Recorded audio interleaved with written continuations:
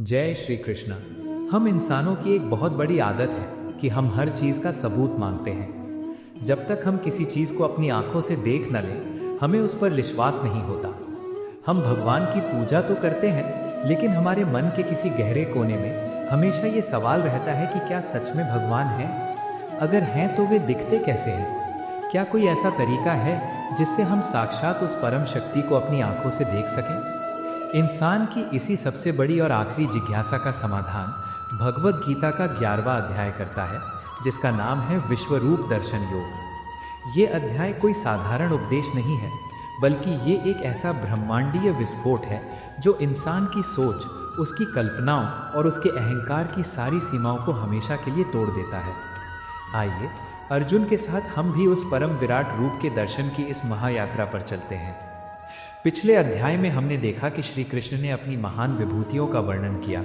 उन्होंने बताया कि इस दुनिया की हर सुंदर, हर ताकतवर और हर श्रेष्ठ चीज में सिर्फ और सिर्फ उनका ही अंश है। ये सुनकर अर्जुन का मन पूरी तरह से शांत हो गया। उसके भीतर का सारा मोह और सारा अज्ञान खत्म हो गया। 11वें अध्याय की शुरुआत में अर्जुन बहुत ही कृतज्ञता के साथ श्री कृष्ण से कहते हैं कि हे कमल नयन, आप पर परम कृपा करके आपने मुझे जो परम गोपनीय आध्यात्मिक ज्ञान दिया है, उससे मेरा सारा मोह नष्ट हो गया है। मैंने आपसे सभी प्राणियों की उत्पत्ति और प्रलय को विस्तार से सुना है और आपकी कभी ना खत्म होने वाली महिमा को भी जान लिया है। लेकिन अर्जुन सिर्फ सुनकर रुकने वाले विद्यार्थी नहीं थे, वे एक बहुत ही सच्चे और जिज्ञासु साधक थे। अर्जुन कहते हैं कि हे परमेश्वर, आपने अपने आप को जैसा बताया है आप बिल्कुल वैसे ही हैं, इसमें मुझे कोई शक नहीं है। लेकिन हे पुरुषोत्तम, अब मेरे भीतर एक बहुत बड़ी प्यास जग गई है।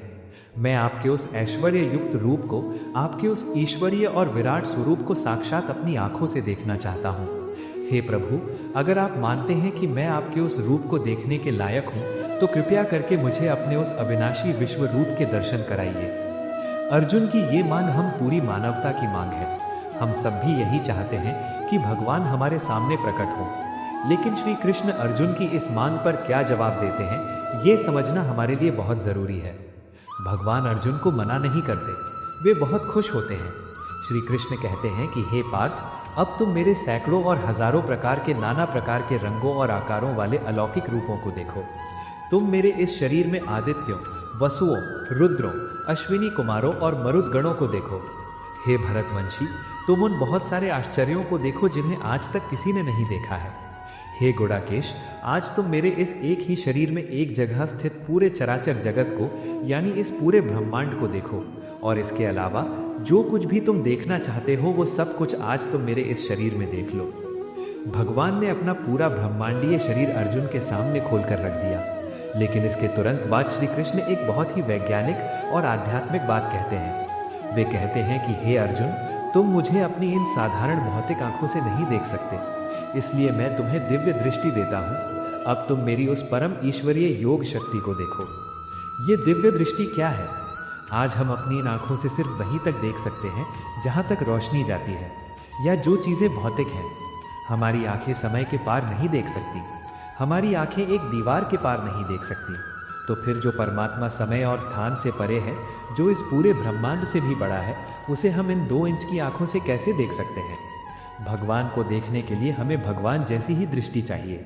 दिव्य दृष्टि का मतलब कोई जादुई चश्मा नहीं है, बल्कि ये चेतना का वो परम विकास है जहां इंसान का मन अहंकार से पूरी तरह से मुक्त हो जाता है और वो सृष्टि के हर रहस्य को समझने के लायक बन जाता है। जब तक हमारे भीतर मैं और मेरा का पर्दा है, तब तक हम सिर्फ दुनिया को देख सकते हैं, भगवान को नहीं।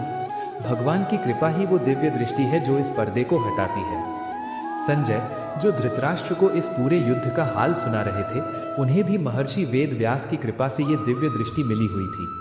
संजय उस विराट रूप का वर्णन करते हुए धृतराष्ट्र से कहते हैं कि हे राजन, ऐसा कहकर महायोगेश्वर भगवान श्री हरि ने अर्जुन को अपना परम ऐश्वर्य युक्त दिव्य स्वरूप दिखाया। वो रूप कैसा था, इसका वर्णन करते हुए संजय कहते हैं कि उस विराट रूप में अनेक मुख और अनेक आंखें थीं। उसमें अनेक अद्भुत दर्शन थे। उस रूप ने अनेक दिव्य आभूषण पहने हुए थे और अनेक दिव्य शस्त्र हाथों में उठाए हुए थे। उस परम रूप ने दिव्य मालाएं और दिव्य वस्त्र पहने हुए थे और उनके शरीर पर दिव्य सुगंधित चंदन का लेप लगा हुआ था। वो स्वरूप सब तरफ मुख वाला, आश्चर्य से भरा हुआ, असीम और अनंत था। संजय उस तेज का वर्णन करते हुए एक ऐसा श्लोक कहते हैं जो गीता के सबसे प्रसिद्ध श्लोकों में से एक है। वे कहते हैं कि अगर आकाश में एक साथ हजारों सूर्यों का प्रकाश एक ही समय में प्रकट हो जाए तो शायद वो प्रकाश भी उस महात्मा के विश्व रूप के प्रकाश के बराबर नहीं हो सकता। जरा कल्पना कीजिए, एक सूरज की तरफ हम खुली आंखों से देख नहीं सकते और यहाँ हजारों सूर्यों की चमक एक साथ मौजूद है।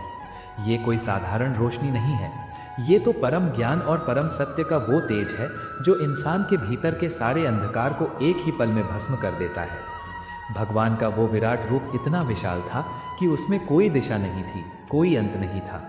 सब कुछ सिर्फ और सिर्फ एक ही तेज में समाया हुआ था। उस समय अर्जुन ने क्या देखा? संजय बताते हैं कि तब अर्जुन ने देवताओं के देव श्री कृष्ण के उस शरीर में एक ही जगह पर स्थित अनेक हिस्सों में बटे हुए इस संपूर्ण ब्रह्मांड को देखा। अर्जुन ने देखा कि देव, दानव, इंसान, ग्रह, नक्षत्र, पाताल और स्वर्ग सब कुछ उसी एक विराट शरीर के अंदर मौजूद है। ये दर्शन इंसान के इस भ्रम को हमेशा के लिए तोड़ देता है कि दुनिया भगवान से अलग है। दुनिया भगवान के भीतर ही धड़क रही है। इस भयानक और अद्भुत दृश्य को देखकर अर्जुन की क्या हालत हुई? संजय कहते हैं कि तब वो अर्जुन आश्चर्य से पूरी तरह से भर गया। उसका रोम रोम खड़ा हो गया।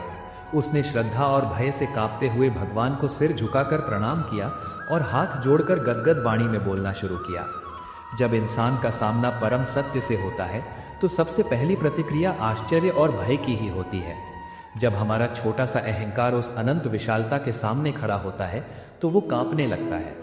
अर्जुन ने भगवान की स्तुति करते हुए कहा कि हे देव, मैं आपके शरीर में सभी देवताओं और अनेक प्रकार के प्राणियों के समूहों को देख रहा हूँ। मैं कमल के आसन पर बैठे हुए ब्रह्मा जी को, महादेव शिव को और सभी ऋषियों तथा दिव्य सर्पों को आपके ही भीतर देख रहा हूँ। हे संपूर्ण ब्रह्मांड के स्वामी, मैं आपके शरीर में अनेक बाहों, पेटों, मुखों और आँखों को देख रहा हूँ। मुझे आपका ये रूप सब तरफ से अनंत दिखाई दे रहा है।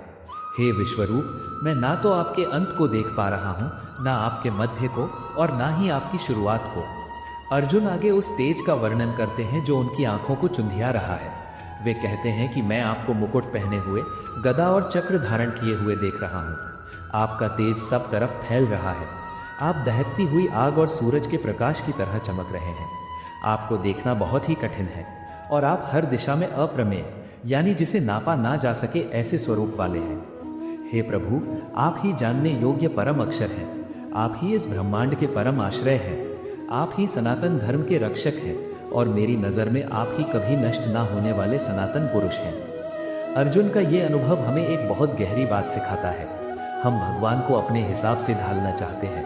हम चाहते हैं कि भगवान हमारे दोस्त बनकर रहें, हमारी ज़रूरतें पूरी करें। लेकिन भगवान सिर्फ हमारे दोस्त या हमारे नौकर नहीं हैं। वे इस पूरी सृष्टि के नियंता हैं। उनका रूप इतना विशाल है कि हमारी बुद्धि उसमें खो जाती है। अर्जुन, जो अब तक श्री कृष्ण को अपना सखा, अपना सारथी मानता था, वो आज उन्हें परम ब्रह्म के रूप में देखकर कांप रहा है।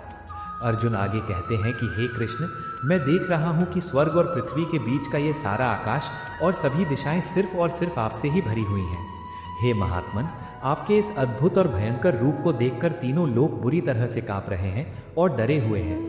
वे देवताओं के समूह आप में ही प्रवेश कर रहे हैं और कुछ डरे हुए देवता हाथ जोड़कर आपके नामों और गुणों का उच्चारण कर रहे हैं। महर्षि और सिद्ध के समूह कल्याण हो ऐसा कहते हुए बहुत ही सुंदर स्तोत्रों से आपकी स्तुति कर रहे हैं। यहाँ भगवान का वो रूप सामने आ रहा है जिसे हम अक्सर नज़रअंदाज कर देते हैं। हम भगवान के सिर्फ सुंदर और दयालु रूप की पूजा करते हैं, लेकिन प्रकृति का नियम है कि जहाँ निर्माण है वहाँ विनाश भी है। भगवान सिर्फ जीवन नहीं देते, वे मृत्यु भी देते हैं। वे सिर्फ फूल नहीं खिलाते, वे भूकंप और तूफान भी लाते हैं। अर्जुन को अब भगवान का वो भयंकर और रौद्र रूप दिखाई देने लगा है। अर्जुन कहते हैं कि हे महाबाहो, आपके अनेक मुखों और आंखों वाले, अनेक बाहों, जांघों और पैरों वाले, अनेक पेटों और अनेक भयानक दांतों वाले इस बहुत विशाल रूप को देखकर सारे लोग बुरी तरह से डरे हुए हैं और मैं खुद भी बहुत ज़्यादा डरा हुआ हूँ। हे विष्णु, आकाश को छूने वाले अनेक रंगों से चमकते हुए आपके फैले हुए मुखों और चमकती हुई बड़ी बड़ी आंखों को देखकर मेरा मन अंदर से बहुत बुरी तरह से कांप रहा है। हे प्रभु, मुझे ना तो शांति मिल रही है और ना ही मेरे भीतर कोई धैर्य बचा है। प्रलय काल की आग के समान दहकते हुए और भयानक दांतों वाले आपके इन मुखों को देखकर मुझे दिशाओं का ज्ञान भी नहीं रहा है। मुझे कुछ भी समझ नहीं आ रहा है। हे देवेश, हे जगन निवास, आप मुझ पर प्रसन्न होइए। अर्जुन, जो कि दुनिया का सबसे निडर योद्धा था, जिसने कभी पीठ नहीं दिखाई थी, आज वो बुरी तरह से कांप रहा है और दया की भीख मांग रहा है। ऐसा क्यों हो रहा है? क्योंकि अर्जुन भगवान के शरीर के अंदर एक ऐसा भयानक दृश्य देख रहा है जो उसके रोंगटे खड़े कर रहा है। अर्जुन देखता है कि धृतराष्ट्र के सभी पुत्र, उनके सारे राजाओं सहित भीष्म पितामह, द्रोणाचार्य और कर्ण के साथ साथ हमारे पक्ष के भी सारे मुख्य योद्धा आपके उन भयानक दांतों वाले मुखों में बहुत तेजी से प्रवेश कर रहे हैं। मैं देख रहा हूँ कि कुछ योद्धाओं के सिर आपके दांतों के बीच पीसकर पूरी तरह से चूर चूर हो गए हैं। ये दृश्य इंसान की नियति का सबसे बड़ा सच है। हम सब चाहे कितने भी बड़े राजा हों, कितने भी महान योद्धा हों, अंत में हम सबको उस परम काल के मुख में ही समाना है। अर्जुन देख रहा है कि जिस युद्ध को लेकर वो चिंतित था कि मैं इन्हें कैसे मारूंगा, भगवान ने तो उन्हें पहले ही अपने काल रूपी मुख में चबाना शुरू कर दिया है। अर्जुन कहता है कि जैसे नदियों का पानी तेजी से समुद्र की तरफ दौड़ता है, वैसे ही इस पृथ्वी के सारे शूरवीर आपके उन दहकते हुए मुखों में प्रवेश कर रहे हैं। जैसे पतंगे अपने विनाश के लिए तेजी से जलती हुई आग में घुसते हैं, बिल्कुल वैसे ही ये सारे लोग भी अपने विनाश के लिए आपके मुखों में बड़ी तेजी से घुस रहे हैं। हे विष्णु, आप अपने जलते हुए मुखों से उन सारे लोगों को निगल रहे हैं और उन्हें सब तरफ से चाट रहे हैं। आपका वो भयानक प्रकाश अपनी तेज किरणों से इस पूरे ब्रह्मांड को भर रहा है और उसे बुरी तरह से तपा रहा है। हे उग्र रूप वाले, मुझे बताइए कि आप कौन हैं? हे देवों के देव, मैं आपको नमस्कार करता हूँ। आप मुझ पर कृपा कीजिए। मैं आपको आदि रूप में जानना चाहता हूँ, क्योंकि मैं आपकी इस भयानक प्रवृत्ति को और आपके इस काम को बिल्कुल भी नहीं समझ पा रहा हूँ। अर्जुन का ये सवाल बहुत ही मार्मिक है। जब हमारे जीवन में अचानक कोई बहुत बड़ा दुख आता है, कोई महामारी आती है या कोई प्राकृतिक आपदा आती है, तो हम भी आसमान की तरफ देखकर यही पूछते हैं कि हे भगवान, आप ये क्या कर रहे हैं? आप इतने निर्दयी कैसे हो सकते हैं? हम भूल जाते हैं कि भगवान सिर्फ सर्जनहार ही नहीं, पालनहार और संहारक भी हैं। पुरानी चीज़ों का नष्ट होना ही नई चीज़ों के जन्म का कारण बनता है। बिना विनाश के निर्माण संभव नहीं है। अर्जुन के इस डरे हुए सवाल के जवाब में श्री कृष्ण जो कहते हैं, वो भगवत गीता का सबसे प्रभावशाली और रोंगटे खड़े कर देने वाला जवाब है। श्री कृष्ण उस भयानक और कांपते हुए अर्जुन के सवाल का जो जवाब देते हैं, वो मानव इतिहास का सबसे बड़ा सच है और इंसान के सारे झूठे अहंकार को जड़ से उखाड़ फेंकने वाला है। श्री कृष्ण कहते हैं कि मैं लोगों का नाश करने वाला बढ़ा हुआ महाकाल हूँ और इस समय इन सारे लोगों का विनाश करने के लिए यहाँ आया हूँ।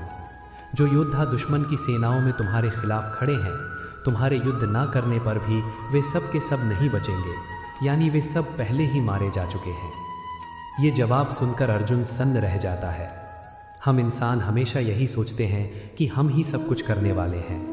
हमारा अहंकार हमसे कहता है कि अगर मैं ये काम नहीं करूँगा तो ये दुनिया रुक जाएगी। अर्जुन के भीतर भी यही मोह था कि वो अपने रिश्तेदारों को कैसे मारेगा। उसे लग रहा था कि इन सब की जिंदगी और मौत उसके हाथ में है, लेकिन श्री कृष्ण ने उसे समय का वो भयानक आईना दिखा दिया जिसमें ये साफ नजर आ रहा था कि अर्जुन सिर्फ एक बहुत बड़े नाटक का एक छोटा सा किरदार है। मौत का फैसला पहले ही उस महाकाल के द्वारा ले लिया गया है। अर्जुन सिर्फ एक माध्यम है। इसी बात को पुख्ता करते हुए श्री कृष्ण पूरी भगवद गीता का सबसे क्रांतिकारी और हर इंसान को तनाव मुक्त कर देने वाला आदेश देते हैं। वे कहते हैं कि इसलिए हे सव्यसाची, हे अर्जुन, तुम उठो और यश प्राप्त करो। अपने दुश्मनों को जीत कर इस धन धान्य से भरे हुए राज्य को भोगो।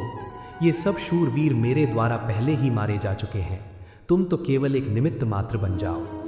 निमित्त मात्र बन जाओ पूरे आध्यात्म का सबसे बड़ा सूत्र है। आज हम तनाव में क्यों जीते हैं? क्योंकि हम अपने हर काम के परिणाम का बोझ अपने कंधों पर उठा लेते हैं। हम खुद को कर्ता मान बैठते हैं। जब सफलता मिलती है तो हम घमंड से भर जाते हैं और जब असफलता मिलती है तो हम डिप्रेशन में चले जाते हैं। श्री कृष्ण हमें इसी बोझ से आज़ाद कर रहे हैं। वे कह रहे हैं कि तुम्हारे हाथ में सिर्फ अपना कर्म करना है, परिणाम की चिंता तुम मत करो, क्योंकि वो परिणाम पहले से ही मेरी परम इच्छा के अनुसार तय किया जा चुका है। तुम बस एक खाली बांसुरी बन जाओ और मुझे अपने भीतर से संगीत बजाने दो। जब तुम खुद को पूरी तरह से मेरे हाथों में सौंप दोगे तो तुम जो भी करोगे वो एकदम सही और पवित्र होगा और उसका कोई भी मानसिक तनाव तुम्हें नहीं घेरेगा। श्री कृष्ण आगे कहते हैं कि द्रोणाचार्य, भीष्म पितामह, जयद्रथ, कर्ण और दूसरे भी बहुत सारे महान शूरवीरों जिन्हें मैंने पहले ही मार रखा है, तुम उन्हें मारो। डरो मत, तुम युद्ध में दुश्मनों को जरूर जीतोगे, इसलिए युद्ध करो। यहाँ भगवान अर्जुन के मन का वो आखिरी डर भी निकाल देते हैं जो उसे बड़े बड़े महारथियों को देखकर लग रहा था। भगवान स्पष्ट कर देते हैं कि तुम्हारी लड़ाई उनसे नहीं है जिनकी मौत मेरे हाथों लिखी जा चुकी है। संजय धृतराष्ट्र को बताते हैं कि केशव के इन वचनों को सुनकर मुकुट पहने हुए अर्जुन ने कांपते हुए हाथ जोड़कर उन्हें नमस्कार किया और डर से गदगद आवाज में श्री कृष्ण से कहा। अर्जुन अब पूरी तरह से समझ चुका है कि जिसे वो अब तक एक साधारण इंसान, अपना सारथी, अपना सखा समझता था, वो तो इस पूरे ब्रह्मांड का रचयिता और संहारक है।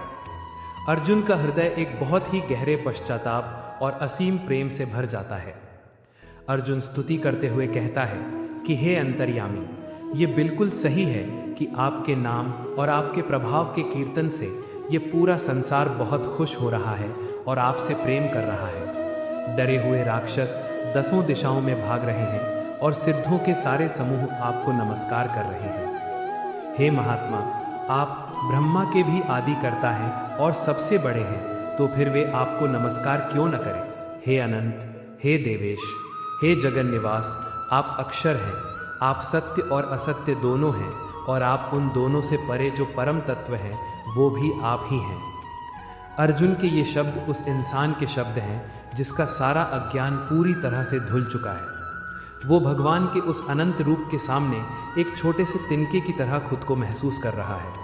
वो आगे कहता है कि आप ही आदि देव हैं और सबसे पुराने सनातन पुरुष हैं। आप ही इस ब्रह्मांड के परम आश्रय हैं। आप ही सब कुछ जानने वाले हैं, जानने योग्य परम लक्ष्य हैं और परम धाम है। हे अनंत रूप, आपसे ही ये पूरा ब्रह्मांड व्याप्त है। आप वायु, यमराज, अग्नि, वरुण, चंद्रमा, प्रजापति और प्रपितामह हैं। आपको 1000 बार नमस्कार हो, 1000 बार नमस्कार हो और फिर से आपको बार बार नमस्कार हो। यहाँ अर्जुन का प्रेम और उसका समर्पण अपने चरम पर पहुँच गया है। जब इंसान को ईश्वर की असली शक्ति का एहसास होता है तो उसके पास शब्द खत्म हो जाते हैं और वो सिर्फ और सिर्फ झुकना चाहता है। अर्जुन भी वही कर रहा है। वो भगवान को हर दिशा से, आगे पीछे से और सब तरफ से नमस्कार कर रहा है। वो कहता है कि हे अनंत शक्ति वाले, आप ही सब कुछ हैं। लेकिन इसी के साथ अर्जुन के भीतर एक बहुत ही गहरा अपराध बोध जन्म लेता है। ये वही अपराध बोध है जो हम सबको तब होता है जब हम किसी की असली कीमत को बहुत देर से पहचानते हैं। अर्जुन को याद आता है कि उसने श्री कृष्ण के साथ कैसा कैसा व्यवहार किया है। वो भगवान से माफ़ी मांगते हुए एक बहुत ही भावुक बात कहता है। अर्जुन कहता है कि हे कृष्ण, हे यादव, हे सखा, इस तरह मैंने आपको सिर्फ अपना दोस्त मानकर अनजाने में या प्यार में आपके इस महान प्रभाव को न जानते हुए जो कुछ भी हट से या लापरवाही से कहा है उसके लिए मैं आपसे माफ़ी मांगता हूँ। हे अच्युत, हंसी मजाक में, आराम करते समय, सोते समय, बैठते समय या खाना खाते समय, अकेले में या दोस्तों के सामने मैंने आपका जो भी अपमान किया है, हे अप्रमेय, मैं उन सब के लिए आपसे क्षमा मांगता हूँ। ये श्लोक बहुत ही मार्मिक है। हम भी अक्सर अपनी रोज़मर्रा की ज़िंदगी में भगवान को या उनके दिए हुए आशीर्वादों को बहुत हल्के में ले लेते हैं। हम ईश्वर को अपनी सुविधा के अनुसार याद करते हैं और भूल जाते हैं। अर्जुन की ये माफ़ी हमें भी ये सिखाती है कि हमें हमेशा उस परम शक्ति के प्रति एक बहुत ही गहरी कृतज्ञता और सम्मान का भाव रखना चाहिए। अर्जुन भगवान की दया की भीख मांगते हुए कहता है कि आप इस पूरी दुनिया के पिता हैं, आप सबसे बड़े गुरु हैं और आप ही सबसे ज़्यादा पूजने योग्य हैं। तीनों लोकों में आपके समान कोई दूसरा है ही नहीं, तो फिर आपसे बढ़कर तो कोई हो ही कैसे सकता है। इसलिए हे प्रभु, मैं अपने शरीर को आपके चरणों में रखकर आपको प्रणाम करता हूँ और आपसे कृपा करने की प्रार्थना करता हूँ। जैसे एक पिता अपने बेटे के अपराधों को माफ़ कर देता है, एक दोस्त अपने दोस्त की गलतियों को भूल जाता है और एक प्रेमी अपनी प्रेमिका की भूल को क्षमा कर देता है, वैसे ही हे देव, आप भी मेरे सारे अपराधों को क्षमा करने की कृपा करें। अर्जुन की इस मार्मिक प्रार्थना के बाद उसका डर फिर से हावी होने लगता है। भगवान का वो विराट और रौद्र रूप उसके दिमाग से निकल नहीं पा रहा है। वो कहता है कि हे अप्रमेय स्वरूप, आपके इस भयंकर रूप को देखकर मैं खुश भी हूँ, क्योंकि मैंने वो देखा है जो आज तक किसी ने नहीं देखा, लेकिन मेरा मन डर से बहुत ज़्यादा काँप रहा है। इसलिए हे देवों के देव, हे जगन निवास, आप मुझ पर प्रसन्न होइए और मुझे अपना वही पुराना देव स्वरूप दिखाइए। अर्जुन भगवान से प्रार्थना करता है कि मैं आपको उसी तरह मुकुट पहने हुए और हाथों में गदा तथा चक्र लिए हुए देखना चाहता हूँ। हे हजार भुजाओं वाले, हे विश्वमूर्ते, आप अपने उसी 4 भुजाओं वाले शांत रूप में प्रकट होइए। ये इंसान की एक बहुत बड़ी कमजोरी और उसकी ज़रूरत भी है। हम भगवान की अनंतता को और उनके रौद्र रूप को ज़्यादा देर तक बर्दाश्त नहीं कर सकते। हमारा दिमाग उस विशालता को समेटने के लिए नहीं बना है। हमें भगवान का वो सौम्य, शांत और प्रेम से भरा हुआ रूप ही सबसे ज़्यादा शांति देता है, जिसके साथ हम जुड़ सकें, जिसे हम अपना कह सकें। श्री कृष्ण अपने परम भक्त अर्जुन के डर को शांत करते हुए बहुत ही प्रेम और करुणा के साथ कहते हैं कि हे अर्जुन, मैंने प्रसन्न होकर अपनी योग माया की शक्ति से तुम्हें ये अपना परम तेजोमय, सबका आदि और अनंत विश्वरूप दिखाया है, जिसे तुम्हारे अलावा आज तक किसी और ने कभी नहीं देखा था। श्री कृष्ण आगे उस विराट रूप को देखने की सबसे बड़ी शर्त बताते हैं, जो दुनिया के सारे कर्म कांडों से बहुत ऊपर है। वे कहते हैं कि हे कुरुश्रेष्ठ, इंसानों की इस दुनिया में न तो वेदों के पढ़ने से, न यज्ञों से, न दान से, न क्रियाओं से और न ही उग्र तपस्याओं से मैं इस रूप में देखा जा सकता हूँ जिस रूप में तुमने मुझे देखा है। भगवान स्पष्ट कर रहे हैं कि तुम दुनिया भर की दौलत लुटा दो, शरीर को सुखा देने वाले उपवास कर लो या सारे शास्त्र रट लो, लेकिन ये सारी भौतिक और मानसिक कोशिशें तुम्हें मेरे इस परम रूप के दर्शन नहीं करा सकती। भगवान को सिर्फ एक ही तरीके से पाया जा सकता है, जिसका वर्णन श्री कृष्ण इस अध्याय के बिल्कुल अंत में करेंगे। श्री कृष्ण अर्जुन को सांत्वना देते हुए कहते हैं कि मेरे इस इतने भयंकर रूप को देखकर तुम डरो मत और अपने मन के भाव को मूढ़ मत होने दो। तुम अपना सारा डर छोड़कर और पूरी तरह से खुश मन से मेरे उसी पहले वाले रूप को फिर से देखो। संजय धृतराष्ट्र को बताते हैं कि ऐसा कहकर वासुदेव श्री कृष्ण ने अर्जुन को अपना वही 4 भुजाओं वाला शांत रूप दिखाया और फिर से एक साधारण इंसान का रूप धारण करके डरे हुए अर्जुन को बहुत ही प्यार से धीरज बंधाया। भगवान का ये इंसान के रूप में आना उनके असीम प्रेम का प्रतीक है। भगवान इतने विराट हैं कि वे पूरे ब्रह्मांड को निगल सकते हैं, लेकिन वे एक भक्त के डर को शांत करने के लिए एक साधारण सारथी का रूप भी ले सकते हैं। यही भगवान की असली महानता है। इंसान का वो सौम्य और मनमोहक रूप देखकर अर्जुन ने एक लंबी राहत की सांस ली। अर्जुन ने कहा कि हे जनार्दन, आपके इस बहुत ही शांत और सुंदर इंसानी रूप को देखकर अब मेरा मन पूरी तरह से शांत हो गया है और मैं अपनी स्वाभाविक स्थिति में वापस आ गया हूँ। जो अर्जुन कुछ देर पहले कांप रहा था, वो अब फिर से अपनी उसी शांत अवस्था में आ गया है। अब श्री कृष्ण इस पूरे अध्याय का सार और इस पूरी ब्रह्मांडीय घटना का सबसे बड़ा निष्कर्ष बताते हैं।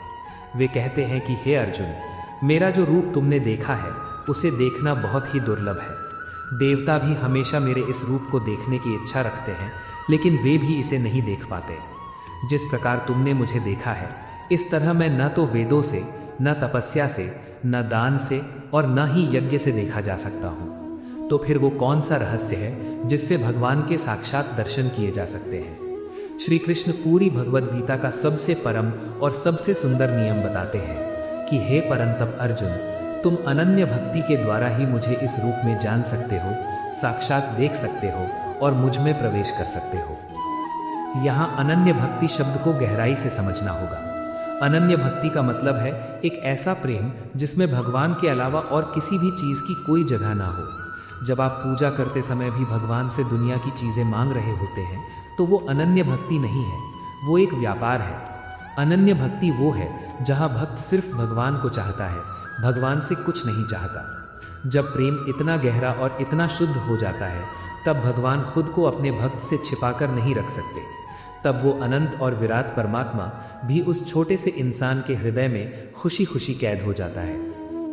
11वें अध्याय का बिल्कुल आखिरी श्लोक, जो जीवन जीने की सबसे बड़ी कला सिखाता है, उसमें श्री कृष्ण कहते हैं कि हे अर्जुन, जो इंसान सिर्फ मेरे लिए सारे काम करता है, मुझे ही अपना परम लक्ष्य मानता है, जो मेरा सच्चा भक्त है, जो आसक्ति से पूरी तरह से मुक्त है और जिसका किसी भी प्राणी के साथ कोई बैर नहीं है, कोई दुश्मनी नहीं है, वो इंसान निश्चित रूप से मुझे ही प्राप्त होता है।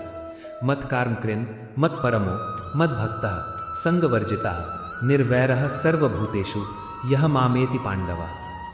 ये श्लोक एक इंसान को भगवान बनने का रास्ता दिखाता है। इसके 5 मुख्य सूत्र हैं। पहला, अपना हर काम भगवान को अर्पण करके करना। दूसरा, भगवान को ही जीवन का एकमात्र लक्ष्य मानना। तीसरा, भगवान का सच्चा भक्त बनना। चौथा, दुनिया की चीज़ों से मोह न रखना। और पांचवा, जो सबसे ज़रूरी और सबसे मुश्किल है, किसी भी जीव के प्रति मन में कोई नफरत या बैर न रखना। जो इंसान इन 5 नियमों को अपने जीवन में उतार लेता है, वो इसी जन्म में, इसी शरीर में रहते हुए उस परमेश्वर को प्राप्त कर लेता है और जन्म मरण के चक्कर से हमेशा के लिए आज़ाद हो जाता है। 11वां अध्याय हमें यही महान और अलौकिक दृष्टि देकर एक ऐसे रास्ते पर लाकर खड़ा कर देता है जहां सिर्फ और सिर्फ अनंत शांति और ईश्वर का असीम प्रेम हमारा इंतजार कर रहा है। श्री कृष्ण के 11वें अध्याय के अंत में बताए गए उन 5 नियमों को अगर हम अपनी आज की इस भाग दौड़ भरी और तनाव से भरी जिंदगी में पूरी गहराई से उतार लें तो हमारा पूरा जीवन एक चमत्कार बन सकता है। आइए इन 5 नियमों को आज के संदर्भ में थोड़ा और करीब से समझते हैं। पहला नियम है अपना हर काम भगवान को अर्पण करके करना। आज हम जो भी काम करते हैं उसके पीछे हमारा अपना एक गहरा स्वार्थ छिपा होता है। मैं ये नौकरी इसलिए कर रहा हूँ ताकि मुझे बड़ा पद मिले। मैं ये दान इसलिए कर रहा हूँ ताकि समाज में मेरा नाम हो। लेकिन जब आप अपने काम को ईश्वर की सेवा मान लेते हैं तो उस काम का सारा तनाव और सारी थकान अपने आप खत्म हो जाती है। तब आप सफलता पर घमंड नहीं करते और असफलता पर डिप्रेशन में नहीं जाते, क्योंकि आप जानते हैं कि आपने अपना काम पूरी ईमानदारी से उस परम पिता को भेंट कर दिया है। दूसरा नियम है भगवान को ही अपने जीवन का एकमात्र लक्ष्य मानना। हम दुनिया में बहुत सी चीज़ें चाहते हैं, अच्छा घर, अच्छी गाड़ी और अच्छा परिवार। ये सब चाहना गलत नहीं है, लेकिन ये सब हमारे जीवन का अंतिम लक्ष्य नहीं होना चाहिए। ये सब तो रास्ते के पड़ाव हैं। असली मंजिल तो वो परम शांति है, वो ईश्वर है। जब हमारा लक्ष्य ईश्वर होता है तो रास्ते की छोटी मोटी रुकावटें हमें कभी भटका नहीं सकती। तीसरा नियम है भगवान का सच्चा भक्त बनना। सच्ची भक्ति का मतलब ये नहीं है कि आप दिन भर माला फेरते रहें और घर परिवार की जिम्मेदारियों से मुंह मोड़ लें। सच्ची भक्ति का मतलब है एक ऐसा निस्वार्थ प्रेम जहां आप भगवान से दुनिया की चीज़ें मांगना बंद कर देते हैं और सिर्फ भगवान को ही मांगते हैं। चौथा नियम है आसक्ति, यानी मोह से पूरी तरह मुक्त होना। हम अपने रिश्तों और अपनी चीज़ों से इतना ज़्यादा चिपक जाते हैं कि उनके छिन जाने का डर हमें हर पल सताता रहता है। मोह से मुक्त होने का मतलब रिश्तों को तोड़ना नहीं है, बल्कि ये समझना है कि ये सारे रिश्ते और ये सारी चीज़ें मुझे ईश्वर ने कुछ समय के लिए देखभाल करने को दी है। मैं इनका असली मालिक नहीं हूँ। और 5वां सबसे ज़रूरी और सबसे मुश्किल नियम है किसी भी प्राणी के प्रति मन में कोई बैर या दुश्मनी ना रखना। आज के समय में हमारे भीतर कितनी ज़्यादा नफरत भरी हुई है। हम छोटी छोटी बातों पर लोगों से दुश्मनी कर बैठते हैं, सालों तक बात नहीं करते और अपने दिल में एक कड़वाहट का जहर पाल कर रखते हैं। ये नफरत सामने वाले का नुकसान करे या ना करे, लेकिन ये हमारे खुद के मन को पूरी तरह से जलाकर राख कर देती है। श्री कृष्ण कहते हैं कि जो इंसान इस नफरत से मुक्त हो गया है, जिसे हर इंसान में सिर्फ और सिर्फ मेरा ही रूप दिखाई देता है, वो इंसान मुझे सबसे ज़्यादा प्रिय है और वो इसी जीवन में मुझे प्राप्त कर लेता है। 11वें अध्याय का ये विश्व रूप दर्शन हमें एक और बहुत बड़ी शिक्षा देता है, और वो है हमारे झूठे अहंकार का टूटना। हम इंसान अपनी थोड़ी सी सफलता, अपनी थोड़ी सी दौलत या अपनी ताकत पर इतना ज़्यादा घमंड कर लेते हैं कि हमें लगता है कि हम ही इस दुनिया को चला रहे हैं। अगर मैं नहीं होऊंगा तो मेरे परिवार का क्या होगा, मेरी कंपनी का क्या होगा। लेकिन भगवान ने अर्जुन को जो अपना विराट और महाकाल रूप दिखाया, उसने ये साबित कर दिया कि ये दुनिया हमारे बिना भी बिल्कुल वैसे ही चलेगी जैसे आज चल रही है। भगवान ने अर्जुन से साफ शब्दों में कहा था कि तुम सिर्फ एक निमित्त मात्र बन जाओ। निमित्त बनने का मतलब है खुद को एक खाली बांसुरी की तरह भगवान के हाथों में सौंप देगा। बांसुरी कभी ये घमंड नहीं करती कि मैं बहुत अच्छा संगीत बजा रही हूँ। वो जानती है कि संगीत तो उस कृष्ण का है जो उसके भीतर अपनी सांसें फूंक रहा है। जब आप अपने जीवन में इस निमित्त भाव को ले आते हैं तो आपके कंधों से दुनिया भर का सारा बोझ उतर जाता है। आप काम तो पूरी ऊर्जा के साथ करते हैं, लेकिन उस काम का कोई भी तनाव आपके मन पर हावी नहीं होता। आप जानते हैं कि करने वाली वो परम शक्ति है और मैं तो सिर्फ उसका एक छोटा सा उपकरण हूँ। ये सोच इंसान को परम स्वतंत्र और परम शांत बना देती है। इस अध्याय में भगवान का जो भयंकर और काल रूप सामने आया वो हमें समय की असली ताकत का एहसास कराता है। हम समय को बहुत हल्के में लेते हैं। हम अपनी जवानी, अपने पैसे और अपनी ताकत के नशे में चूर रहते हैं, लेकिन महाकाल रूपी वो समय धीरे धीरे सब कुछ निगल रहा है। बड़े बड़े राजा और बड़े बड़े साम्राज्य इस समय के मुंह में जाकर हमेशा के लिए मिट्टी में मिल गए। जब इंसान को इस बात का गहरा एहसास होता है कि ये भौतिक जीवन पल पल खत्म हो रहा है, तो वो दुनिया की फालतू चीज़ों में अपना कीमती समय बर्बाद करना छोड़ देता है। वो किसी से झगड़ा नहीं करता, किसी से ईर्ष्या नहीं करता, क्योंकि उसे पता है कि हम सब यहाँ बहुत थोड़े समय के लिए आए हैं। वो अपना पूरा ध्यान सिर्फ और सिर्फ अपनी आत्मा के कल्याण और उस परम सत्य को जानने में लगा देता है। अर्जुन का वो डर और उसकी वो माफ़ी हमें भगवान के साथ हमारे रिश्ते की गहराई समझाती है। अर्जुन ने भगवान को अपना दोस्त मानकर बहुत बार हल्के में लिया था। हम भी यही करते हैं। हम भगवान को अपनी सुविधा के अनुसार याद करते हैं, लेकिन जब हमें उनकी असल विराटता का एहसास होता है तब हमें अपनी भूल समझ आती है। भगवान कोई ऐसी वस्तु नहीं है जिसे हम अपने मन बहलाव के लिए इस्तेमाल करें। वे इस पूरे ब्रह्मांड के रचयिता हैं और हमें उनके प्रति हमेशा एक बहुत ही गहरा कृतज्ञता और एक परम सम्मान का भाव रखना चाहिए। लेकिन भगवान की महानता इसी में है कि वे इतने विराट होकर भी अपने भक्त के लिए एक छोटे से सखा और एक साधारण से सारथी बन जाते हैं। भगवान हमें डराना नहीं चाहते, वे तो सिर्फ हमारा अज्ञान दूर करना चाहते हैं। जब अर्जुन डर गया तो भगवान तुरंत अपने उसी सौम्य और शांत रूप में वापस आ गए ताकि उनका भक्त शांति महसूस कर सके। हम सब भी अपने जीवन में ईश्वर को देखना चाहते हैं, उनके चमत्कार देखना चाहते हैं, लेकिन क्या हमारे पास वो दिव्य दृष्टि है जो अर्जुन को मिली थी? दिव्य दृष्टि का मतलब कोई जादुई आंखें नहीं है। दिव्य दृष्टि का मतलब है एक ऐसा साफ और पवित्र मन जिसमें कोई अहंकार, कोई नफरत और कोई मोह नहीं है। जब तक हमारा मन दुनिया के कचरे से भरा हुआ है तब तक हम भगवान को अपने सामने खड़े होकर भी नहीं पहचान सकते। अपने मन को साफ करना, अपने विचारों को पवित्र करना ही दिव्य दृष्टि पाना है। जब आपका मन एक निर्मल दर्पण की तरह हो जाता है तो इस दुनिया के कण कण में आपको साक्षात उस विश्वरूप परमात्मा के ही दर्शन होने लगते हैं। 11वें अध्याय के इस भयंकर और अद्भुत दर्शन के बाद अर्जुन का मन पूरी तरह से भक्ति और प्रेम में डूब चुका है। अब वो समझ गया है कि भगवान की असली ताकत क्या है और इंसान की असल औकात क्या है। लेकिन अब अर्जुन के मन में एक नया और बहुत ही गहरा आध्यात्मिक सवाल पैदा हो गया है। उसने भगवान के उस निराकार और अनंत विराट रूप को भी देख लिया है जो पूरे ब्रह्मांड में फैला है, और उसने भगवान के उस साकार और सगुण इंसानी रूप को भी देख लिया है जो उसके सामने रथ पर बैठा है। अब अर्जुन ये जानना चाहता है कि इन दोनों रूपों में से किस रूप की पूजा करना ज़्यादा श्रेष्ठ है। क्या उस निराकार भगवान का ध्यान करना ज़्यादा अच्छा है जिसे हम देख नहीं सकते, या इस साकार भगवान की भक्ति करना ज़्यादा अच्छा है जिसे हम प्रेम कर सकते हैं? अर्जुन का यही सवाल भगवद गीता के सबसे मधुर, सबसे छोटे और सबसे ज़्यादा प्रेम से भरे हुए 12वें अध्याय की नींव रखेगा, जिसे भक्ति योग कहा जाता है। वो अध्याय हमें बताएगा कि भगवान को असल में क्या पसंद है और एक सच्चा भक्त कैसा होता है। प्रिय मित्रों, विश्वरूप दर्शन योग का ये अध्याय हमें ये सिखाता है कि ये पूरी दुनिया भगवान का ही एक शरीर है।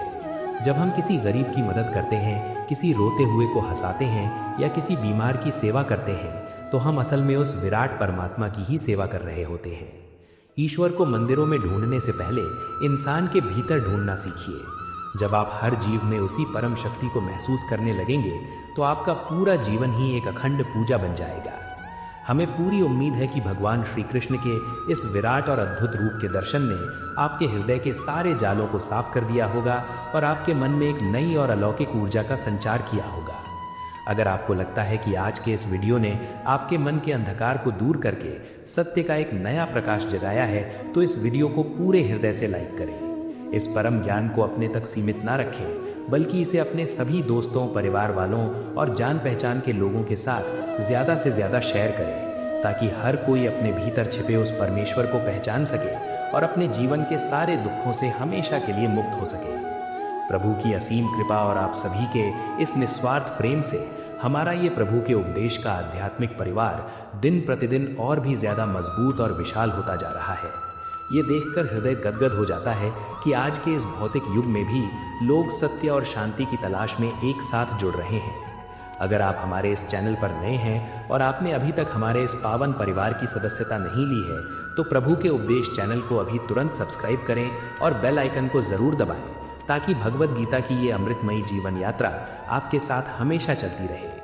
हम अगले वीडियो में 12वें अध्याय भक्ति योग की उस असीम और प्रेमपूर्ण यात्रा पर चलेंगे, जो सीधा आपके हृदय को परमात्मा से जोड़ देगी। आप अपने विचार, अपनी भावनाएं और अपने जीवन के अनुभव हमें नीचे कमेंट बॉक्स में जरूर लिखकर बताएं। आपके एक एक शब्द को पढ़ना और आपकी भावनाओं से जुड़ना हमें हमेशा एक नई प्रेरणा और नई ऊर्जा देता है। अपना बहुमूल्य समय देने और अंत तक हमारे साथ इस महाज्ञान यज्ञ में जुड़े रहने के लिए आपका हृदय की गहराइयों से बहुत बहुत धन्यवाद। परमपिता श्री कृष्ण की दया, उनका अलौकिक प्रेम और उनका रक्षा कवच आप और आपके पूरे परिवार पर सदैव इसी तरह बना रहे। आप जीवन के हर मोड़ पर परम शांति, असीम निडरता और आनंद का अनुभव करें। पूरे प्रेम, पूरी श्रद्धा और एक निर्मल हृदय के साथ एक बार बोलिए जय श्री कृष्ण। राधे राधे।